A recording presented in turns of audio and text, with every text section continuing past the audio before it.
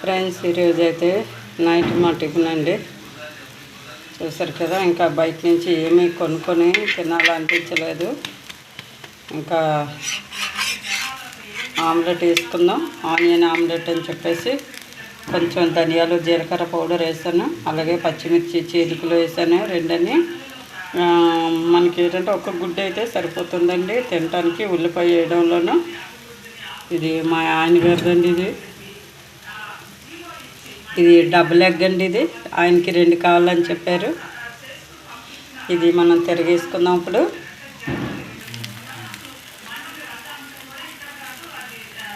చాలా చక్కగా ఉడికిపోయిందండి, పర్ఫెక్ట్గా ఉంది.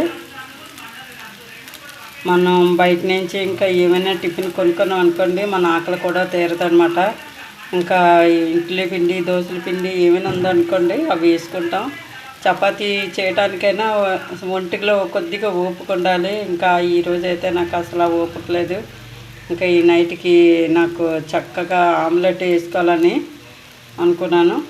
చెరుకొక డబుల్ ఎగ్, ఇది నాది సింగిల్ ఎగ్ అండి. కుకుంబర్ ఉంది, ఒకటి తినేస్తామనుకోండి నైట్ ఫుడ్ అయిపోతుంది రైస్ లేకున్నా.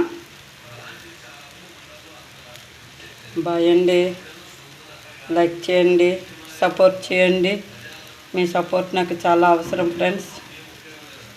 Bye bye.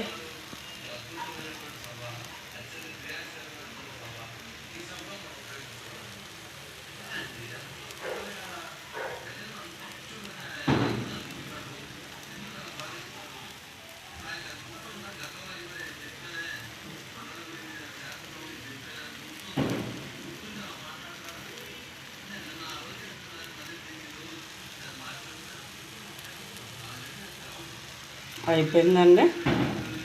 ఇందులో పసుపు వేసానండి, ఇందులో కారపొడి వేసానండి. కారపొడి ఆయనకి ఇష్టం, నాకు పచ్చిమిర్చి చీలికలు వేసుకుంటే నాకు ఇష్టం అండి.